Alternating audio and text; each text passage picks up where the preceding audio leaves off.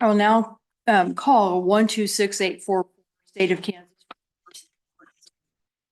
As council come forward and get settled and take your time doing so, just make a couple of introductory remarks for those who may not be familiar with the processes of the court. The court has received the record from the court below on the cases that we'll hear. We have had the opportunity to read the briefs, the written arguments, as well as do our own internal work and research. We've reviewed the record or portions of it, at least in each of the cases. Those portions of the record are. That means that we've made notes to help ourselves remember all of the volume of materials that we've read. Some of us have those on computers, some of us have those on paper. And you will see us consulting those. We do have hear the arguments of the council. We do that not because we're distracted, but because we are checking ourselves, we are looking for information, and we are using that process to help us understand the arguments of the council. And with that, Renegade, if you'd like to come forward.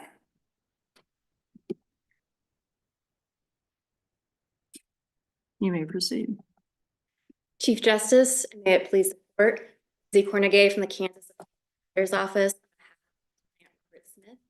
Your Honor, with the court's permission, I'd like to request 3 minutes is granted. Thank you. We're before this case on a direct appeal felony murder conviction.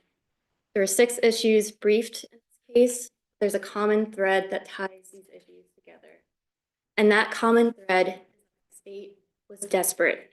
The first trial resulted in a trial with a jury taking all counts against my client. And during the second trial, the state was ready to do whatever it took to get a conviction against my client, even at the expense of his constitutional right. Trial is fair trial. I'm hoping to address constitutional speedy trial, that's issue 1, and also, if there's time, issue 2, the prosecutorial error. So focusing on the constitutional right to a speedy trial, my client Robert experienced textbook prejudice in this case. And that's because before the retrial, one of the state's key witnesses, Stephen King, died. And there are serious issues.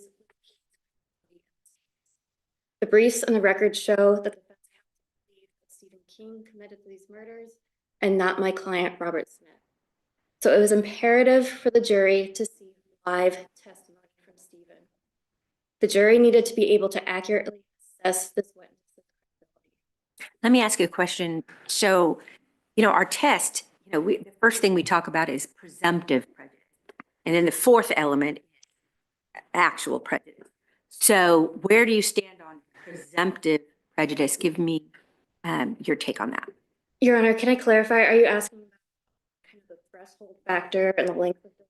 Yes. Yes. So this court has not exactly addressed the issue yet of the length of delay between trial and trial. In the briefs, we cited Nebraska, and this court has cited short in the past. And in short, they were dealing with an 8-month delay between trial and the retrial. And they said that's not presumptively prejudicial. But here in Robert's case, it was almost 3 times that. And was that during COVID? Your Honor, the time between first trial, the time of arrest in the first trial, there was some COVID delays, but between the retrial, this trial and the retrial, it wasn't impacted by COVID. There were really for the Well, when the parties originally set the trial date, almost immediately after the trial, it was set for about 6 months later, 3, I believe. That's correct, Your Honor. And that was in consideration of everyone's calendars, including right? That's correct, Your Honor. And you agree that at the point of mistrial, the speedy trial concerns start over. Correct, Your Honor. The speedy trial concerns would start over. I want to push back a little bit, ask you about Stephen King. it's not very often that there are mistrials and retrials, two separate trials. But isn't it just as possible that Stephen King's testimony, the retrial, would have actually been more favorable to him, favorable to the state, in that he may have corrected some of the problems that existed in the first trial? Your Honor, with respect, I'm not willing to concede that it would be more favorable to. I'm just asking if it's Yes, Your Honor, it is possible, but to push back a little bit, the jury needs to accurately weigh credibility and they need to see testimony.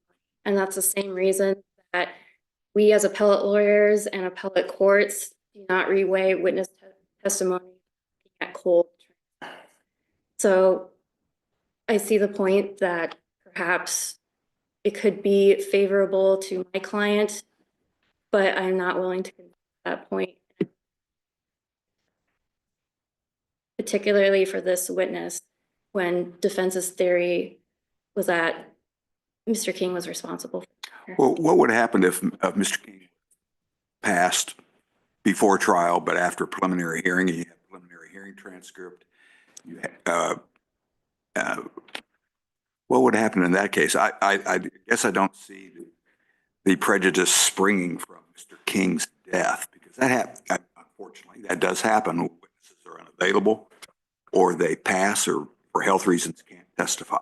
Why is that so crucial here in light of other circumstances that can occur?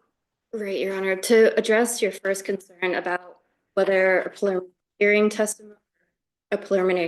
transcript would be, different rather than a trial transcript. And I guess that kind of just depends on the nature of the preliminary hearing, whether the defense had the same theory at the preliminary hearing as they wanted to advance at trial. So to answer that question, I'm sorry, could you repeat? Well, basically, Mr. King was unavailable. I mean, that's what happened. He passed for lots of reasons. Witnesses are unavailable, and other types and forms of testimony are used at trial, as long as confrontation rights are preserved. And that's what happened here. What's the difference? I guess I'm not seeing why his death is. You started your presentation. That was the critical part of your claim here. Your Honor, again, I'm sorry to repeat myself, but it just goes back to the defense's theory, and this is such a key witness. Right. The defense believed that Mr. King was responsible for this murder, and the defense would have rather live testimony to accurately. And I understand. Okay. Thank you. As I recall, at least the theory was that Mr. King and Mr. Smith had at least some physical resemblance, enough to have perhaps meant that the of Smith was in question. What was done at the trial to give the jury some idea? Well, Your Honor, during the retrial, Mr. King's picture was displayed on the overhead while the trial transcript was being read. And I can't recall whether defense was actually able to make much of an argument about the resemblance. In the third issue, defense counsel was precluded from making many arguments that Stephen King committed this murder. Did you make a proffer as to what evidence you would have presented if allowed to try and implicate Stephen King, which you were precluded from doing? Yes, Your Honor. I believe there was a sufficient proffer in this case. Prior to the first trial, there was a motion made from the state asking and coming in. So this was litigated below, and defense counsel did make a proffer. The standard is that it doesn't have to be a perfect proffer. It doesn't have to be a question and answer.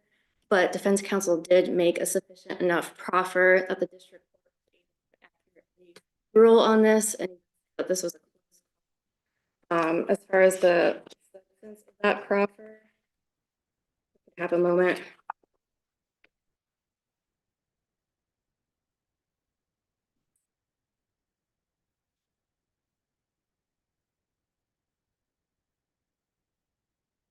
So the proffer was that Stephen did resemble the identification given by the eyewitnesses in this case, that Stephen previously possessed a handgun matching the caliber. Stephen's familiarity with the victim in this case. the fact I'm that- sorry, I didn't hear that. Oh, I'm sorry. Stephen's familiarity with the victim in this case. The fact that Stephen's prior residence was also where the victim lived. And that Stephen disclosed information related to this murder shortly after it was committed, and that he had a lot of key information about this murder. Defense counsel's theory was that he was a perpetrator. Your Honor, if I could, I'd like to move prosecution's errors issues. There were 3 different prosecution errors, and I'd like to focus on the first that was briefed.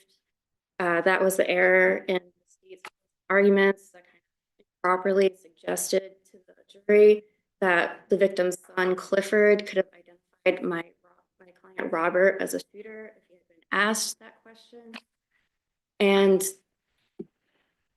there's a lot of background to this question. I'm going to skip ahead. I know the court has read these briefs, but I guess, and I'm trying to be as polite as possible and not inflammatory, but it felt like pure censorship.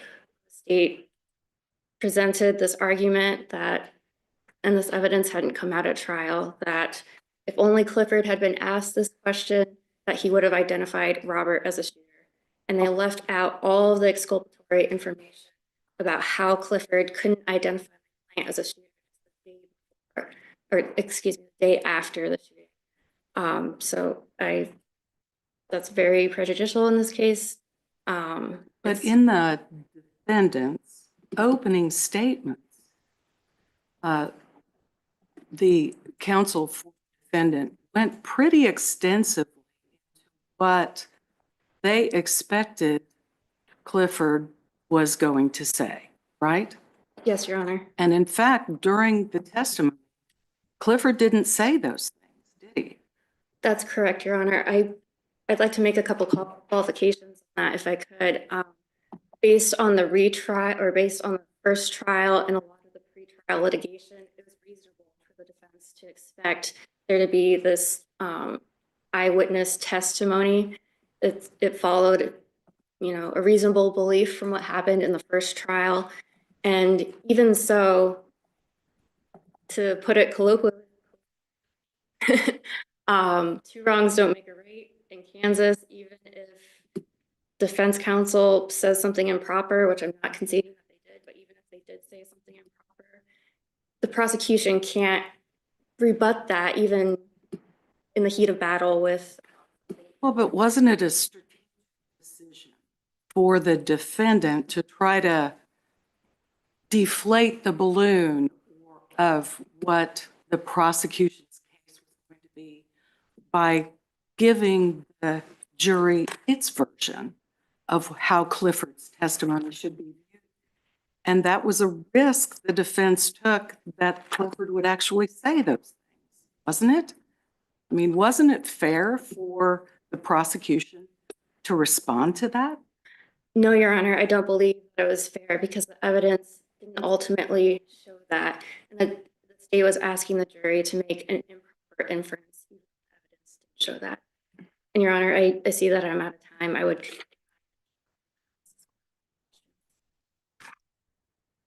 I see no questions. Thank you. Mr. Maloney?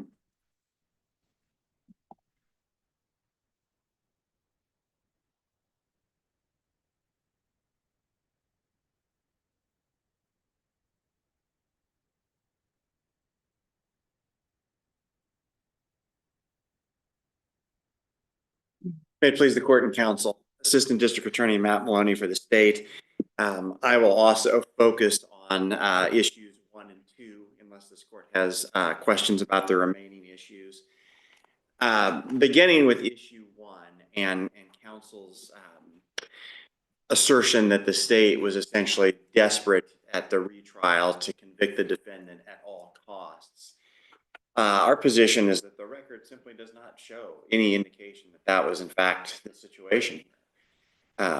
The retrial was ordered after there was a mistrial. The court, as your honors pointed out, the court went about setting the matter as quickly as possible while also taking into account the attorney's schedules. I think the only thing that the defendant can point to indicate that the state was desperate would, I guess, be the fact that, unlike at the first trial, the state decided to pursue DNA testing at the retrial. But I would note that, first of all, that's a decision that the state is entitled to make. As I argued in the brief, retrials are never going to be carbon copies of the first trial. There's always going to be some differences between the first trial and the second trial. Presumably, both parties, both litigants will take some lessons away from the first trial.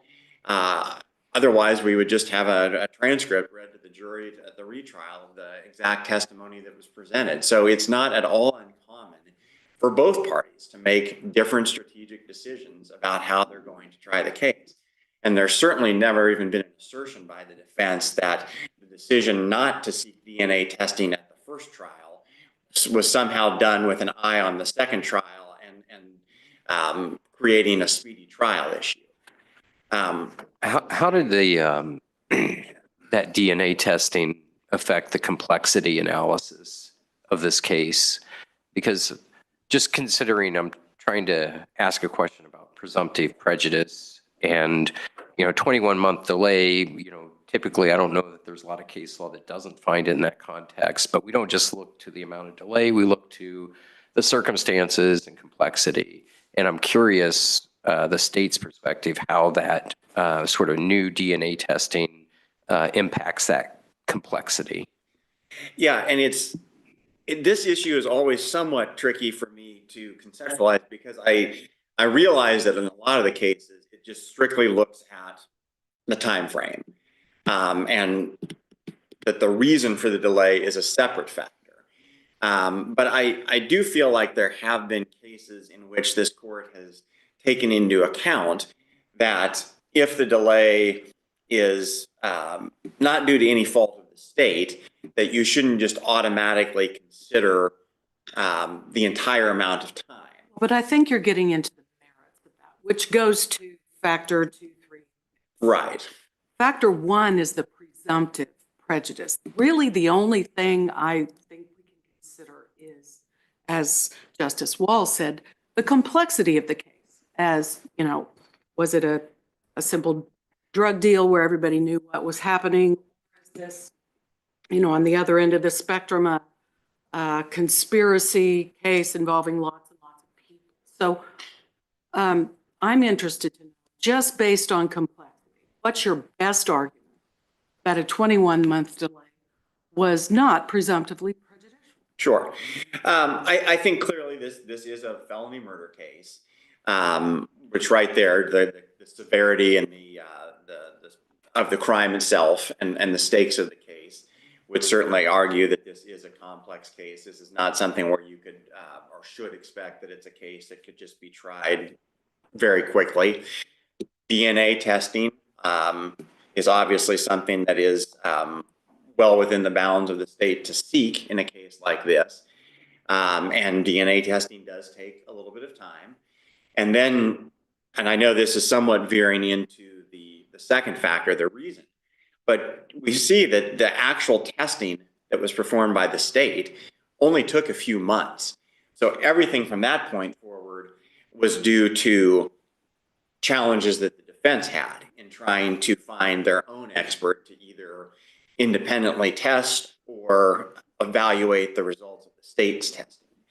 So I think when you lump all of those things together, I think that this is a case where there is a serious question about whether 21 months gets the defendant to the point where we need to go beyond the first step and analyze the remaining factors.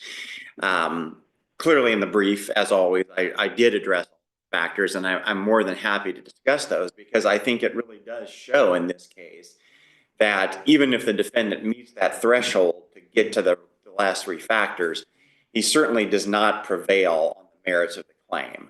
How does the fact that this is a retrial impact all of this? In terms of, the defendant argues we shouldn't even talk about the DNA complexity because the state had the opportunity to have done that before the first trial and so and under these circumstances, do we in some way accumulate the two time periods when we look at the time or diminish the complexity factor because it had already been tried and presumably all that complexity could have been worked out before the first trial? Thank you. I appreciate the question, and my response is that no, we do not. And I think the case law and counsel's correct. There doesn't appear to be a specific Kansas case on point with respect to constitutional speedy trial. But I think both parties agreed in the briefing from citing the foreign jurisdictions that when there is this situation, when there's a mistrial and a retrial, that you simply consider the time from the mistrial, from when the mistrial was declared. And as a result of that, we can't look back and say, well, the state could have chosen a different route the first time. And if they had done that, then the resulting time between the trials might not have been as long because the DNA testing could have already done. I think if you do that, then you're ignoring the case law that says that you're just looking at the time between the two trials. And again, I think I realize it's not a constitutional issue, but it was a statutory speedy trial case in, I don't know how to pronounce whether it's Blaurock that I cited in the brief Court of Appeals case, where it was a similar situation where there was a mistrial declared, and then this issue arose, and essentially what the Court of Appeals recognized there is that parties are allowed to make strategic adjustments between trials. And you can't second guess and say, well, the state could have done something differently the first time, and that might have lessened the delay between the two trials. There, they essentially said that the state had reason to believe that the strength of its other evidence at the first trial was such that it wasn't necessary for them to pursue that route, but that the decision to do so at the second trial was reasonable and something that they were entitled to do based on the way that the first trial had proceeded.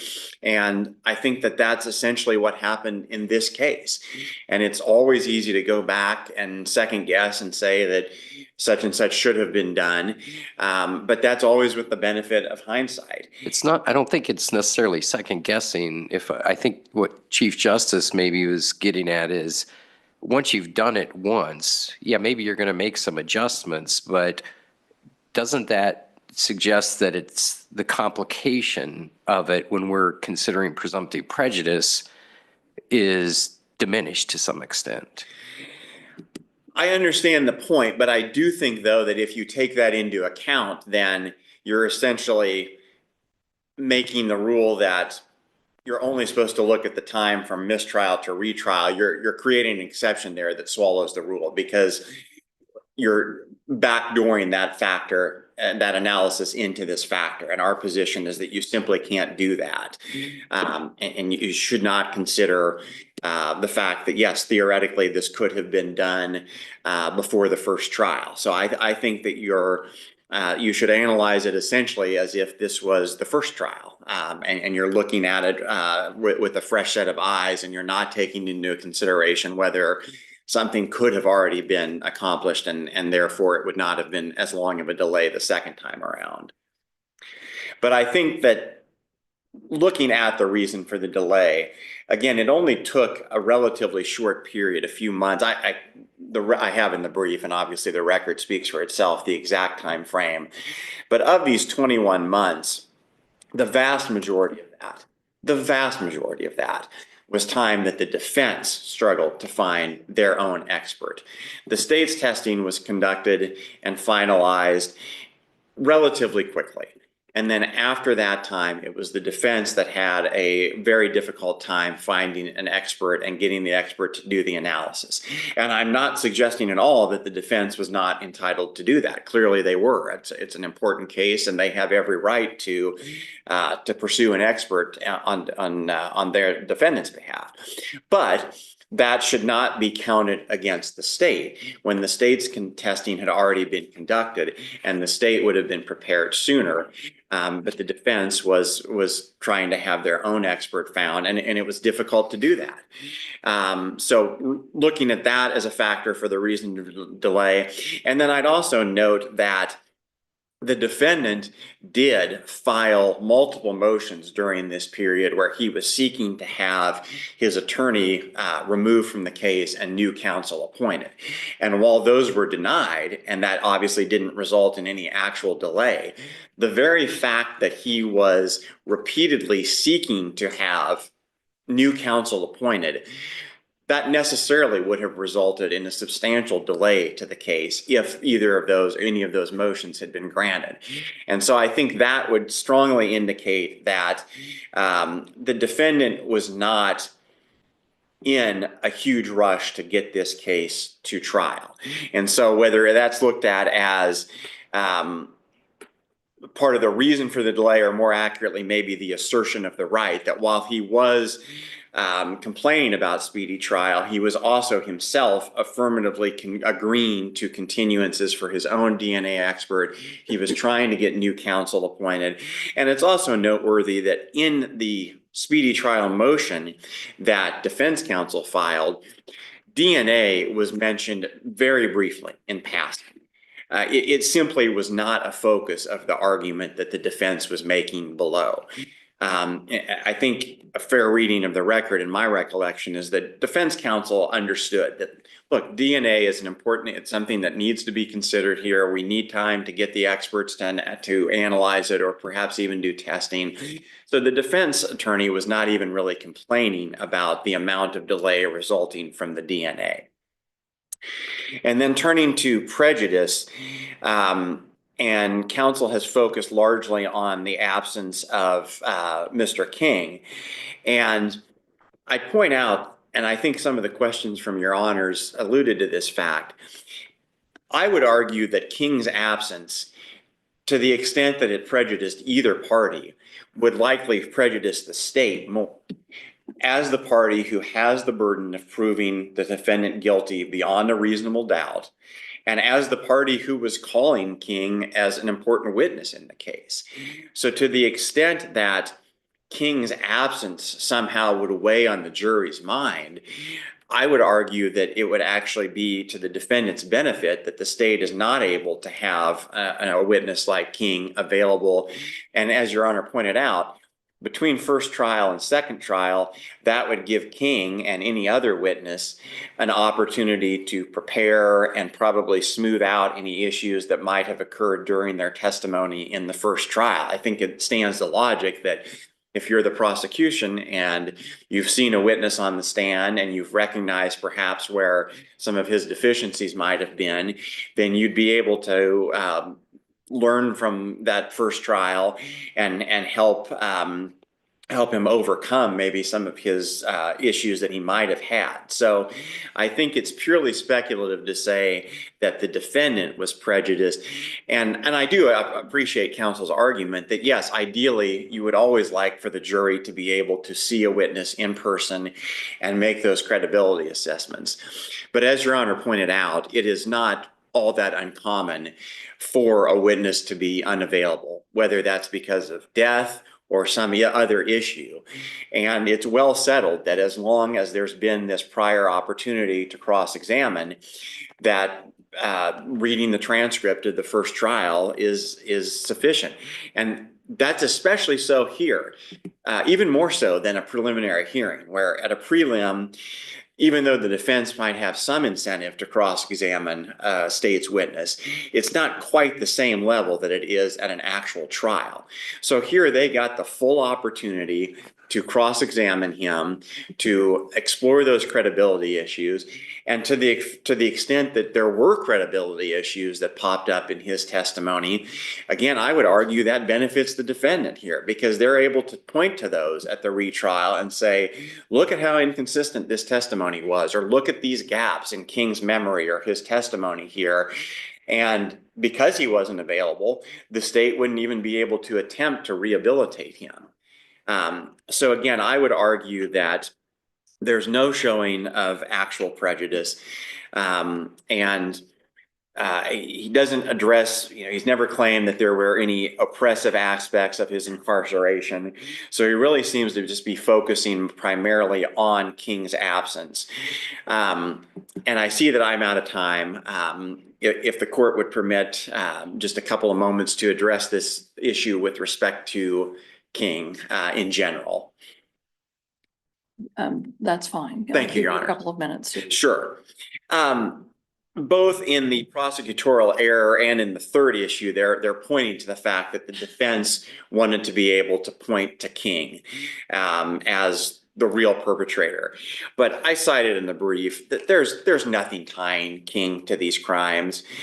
First of all, we have the DNA evidence, which linked the defendant and excluded King. We have all sorts of indication in the record with respect to how King learned about this. It wasn't something where he just went into the police after the fact. He had warned told the parole officer months before the killing. He had warned the victim. So that the record is full of indication of how he learned about this. And of course, he worked with the victim. And so it's natural that within a day of the murder, he found out about it. And then just briefly, as far as the comments that the prosecutor made about Clifford not identifying the defendant, as Your Honor pointed out, the defense set this ball in motion by specifically telling the jury in opening statement what they said the evidence was going to show. Well, that's not what ended up coming into evidence. That was a gamble that the defense attorney took. They didn't present any evidence of it, nor did the state. And so the state, when you look at those comments, I guess I dispute the characterization that the defense has for those. I think that when you read what the prosecutor is saying in context and in their totality, he's simply telling the jury, look, you can't assume one way or the other, because all we know is that he was not asked the question at trial. So you can't speculate. All you can do is confine your consideration to the evidence that you've actually heard, and you can't speculate. And I don't think that the prosecutor was implying one way or the other what he would have said if he was asked. The prosecutor was simply saying he wasn't asked the question, there was no testimony about it, so you can't consider it, period, one way or the other. So I don't think that those comments were in any way improper. In fact, I think that they're entirely consistent with what the instructions tell the jury, which is you're to confine your verdict and your decisions to the evidence and the law. And because there was no evidence about what Clifford would or would not have said if he was asked, you can't consider that. Are there any questions? I appreciate the extra time. And if there are no further questions, our position is that there was no error, let alone reversible error, and we respectfully ask that the defendant's conviction be affirmed. Thank you. Thank you.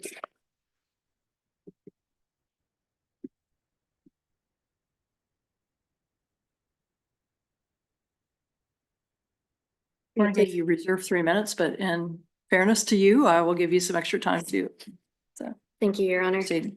Thank you. The state is entitled to make decisions about how it wants to proceed with this case, but that shouldn't come at Robert's constitutional right, at the expense of Robert's constitutional right to a speedy trial. The state gave this DNA evidence to the defense counsel 10 days before the mistrial setting, for the first mistrial setting. Defense counsel should not have been in that position. Robert should not have been in the position had to choose between effective assistance of counsel and the right to a speedy trial. I am asking this court to reverse Robert's convictions due to the trial violation, and I would conclude my argument. Thank you. Thank you. Thank you to both counsel for your arguments. The court will take this matter under advisement.